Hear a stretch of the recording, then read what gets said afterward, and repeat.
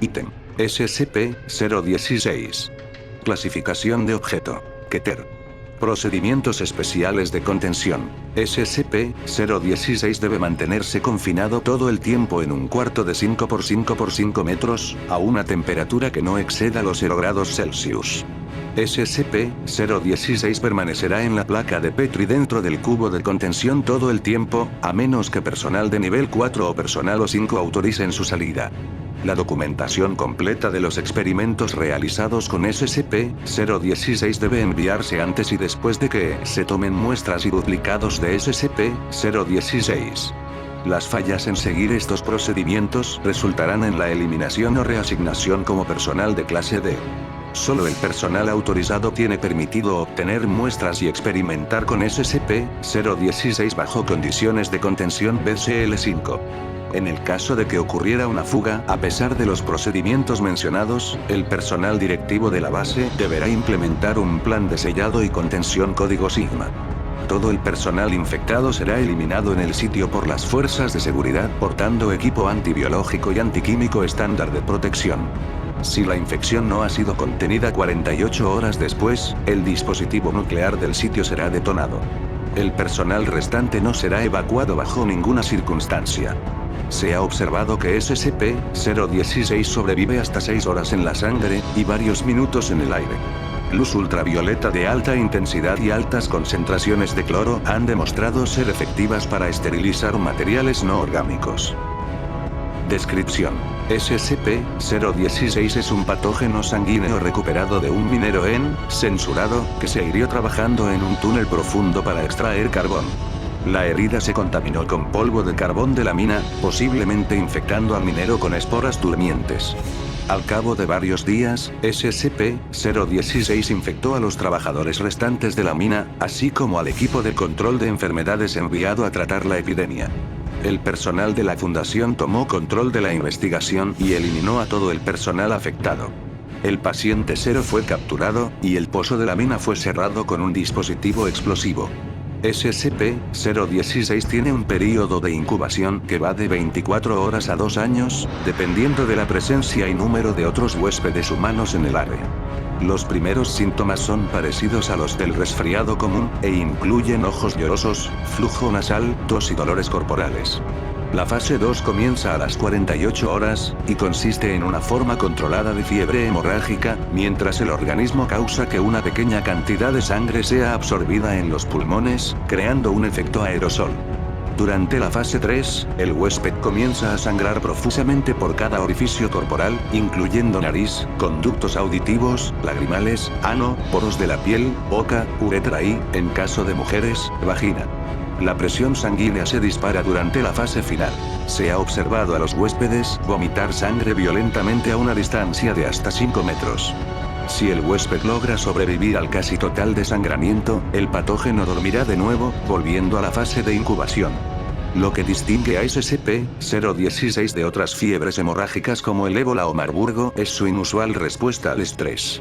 Si el sujeto atraviesa una situación de alto estrés, como una crisis que ponga en riesgo su vida, el organismo muta en un retrovirus de ADN, cambiando su táctica de supervivencia, reescribiendo el ADN del huésped y estimulando una rápida división celular. Los mayores cambios fisiológicos ocurren durante las primeras 24 horas, completando una completa reconstrucción corporal en un tiempo de 2 semanas. La mayoría de los huéspedes no sobreviven a este proceso, debido a la gran demanda sobre las células del cuerpo. Notas al pie de página. Debido a sus similitudes como contagios fatales que estimulan la producción de órganos en exceso, se está investigando una posible relación con SCP-1801. Un efecto secundario interesante de la transformación es un incremento en la agresividad. Se cree que esto es un intento de maximizar el esparcimiento del patógeno de una manera similar a la rabia. Por otro lado, los huéspedes sujetos a la transformación parecen no exhibir más síntomas hemorrágicos de SCP-016. Sin embargo, los sujetos infectados por los huéspedes transformados seguirán el patrón normal de infección de SCP-016. Anexo. Bitácora de experimentación de las propiedades de transformación de SCP-016. Sujeto D-016-1. Personal clase D infectado con SCP-016. Después de mostrar los primeros síntomas, la habitación del sujeto fue inundada lentamente a lo largo de 24 horas. SCP-016 mutó en forma monstruosa, transformando a los pulmones de los sujetos en branquias. El sujeto sobrevivió 2 semanas más debido a que SCP-016 transformó los miembros del sujeto en aletas, atrofió sus ojos y aumentó su sentido del oído, convirtiéndolo en un sentido tipo cetáceo de ecolocalización. El sujeto fue terminado drenando toda el agua de su habitación, causándole asfixia. El cuerpo fue cremado sin realizar autopsia. Sujeto D-016-2. Personal clase D infectado con SCP-016. Después de mostrar los primeros síntomas, la habitación del sujeto fue inundada lentamente a lo largo de 24 horas. SCP-016 mutó al sujeto a un estado teratomórfico, causándole un rápido crecimiento muscular y un incremento de tejido óseo en los nudillos. Luego, el sujeto intentó escapar de su confinamiento, golpeando repetidamente la puerta de acero reforzada. El sujeto no consiguió escapar y murió por ahogamiento. Nota: misma situación, 2 respuestas diferentes. Interesante. Doctor censurado. Sujeto D-016-3. Personal clase D infectado con SCP-016. El sujeto fue un ingeniero químico que envenenó a su esposa después de descubrir su infidelidad. Después de mostrar los primeros síntomas, la habitación del sujeto fue inundada lentamente a lo largo de 24 horas. SCP-016 mutó al sujeto a un estado teratomórfico, causando el crecimiento de un órgano inusual en su pecho, que consistía en 2 lóbulos y 2 tubos separados. El órgano continuó absorbiendo agua y aumentando de tamaño, hasta que el personal de la fundación, advirtiendo lo que SCP-016 intentaba, eliminó al sujeto de un disparo. Se encontró que el órgano contenía varios sacos de gas llenos con acetileno y oxígeno. Sujeto D-016-4. Personal clase D infectado con SCP-016. Se le dijo al sujeto que se concentrara en formar alas. No se le colocó en situación de estrés. SCP-016 no mutó al sujeto. El sujeto murió desangrado durante la fase 3. Sujeto D-016-5. Personal clase D infectado con SCP-016. Se le dijo al sujeto que se concentrara en formar alas y fue colocado en una caja de acrílico suspendida a 305 metros sobre el pozo de una mina. Se colocó un cronómetro fuera de la caja para que el sujeto indicara la hora de su liberación. Se colocó un contador fuera de la caja y se le dijo al sujeto que este indicaba el tiempo restante antes de soltar la caja en el pozo. SCP-016 mutó al sujeto a un estado teratomórfico, causándole el crecimiento de un órgano tipo tentáculo en su muñeca izquierda, similar al apéndice hilador de las arañas. El sujeto extendió dicho órgano a través de uno de los agujeros de ventilación de la caja y expulsó una sustancia muy resistente y parecida a la seda, con la cual aseguró la caja en el cable que la sostenía. El sujeto fue eliminado cuando la cuenta regresiva terminó y detonó la bomba de la caja.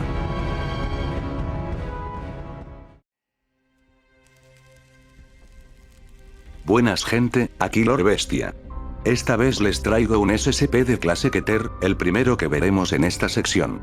El SCP-016 es un patógeno que infecta la sangre, se le ha visto tener cierta inteligencia al poder mutar partes del cuerpo de su huésped para asegurar su supervivencia, aunque no siempre los huéspedes sobrevivan a los cambios tan bruscos al que sus cuerpos son sometidos.